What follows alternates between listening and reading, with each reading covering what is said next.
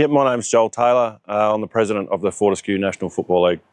We got 4 senior teams at the moment, 4 senior men's teams, and we've got 8 junior teams across Paraburdoo and Tom Price. I think all sport is incredibly important to the community. It's for me personally, it's always been that couple of hours a week, whether it's as a participant or a spectator, where you sort of switch off from everything else in life. For some people, it's more of a social outlet. For other people, it's a health and fitness outlet.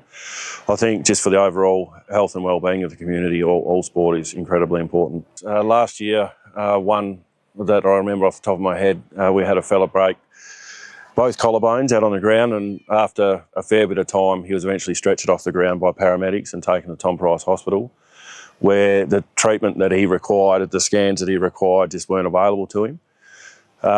Ultimately, he had to drive himself 300-odd k's to Karratha the next day to have some scans and have himself cleared of any spinal injuries. So obviously not ideal. Most of that road across to Karratha is unsealed, and with a potential for a spinal injury, driving that, those kinds of conditions, definitely not ideal. So there's also, concerns go with that as well.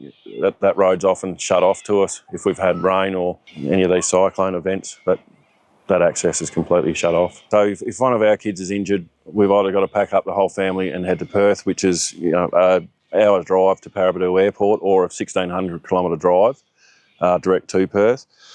It means annual leave. It's just disruption to normal family life, kids out of school. It's also significant financial impact on the parents as well, having to find accommodation in Perth. It's just not ideal. Yeah, there's no question it's a drawback for people wanting to either sign up and play sport themselves or sign their kids up.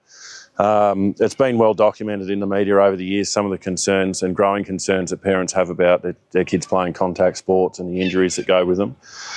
So when that comes to a country town where there isn't access to decent health facilities and health care, it is a huge drawback, and we do struggle to get convince kids to come and play footy every year.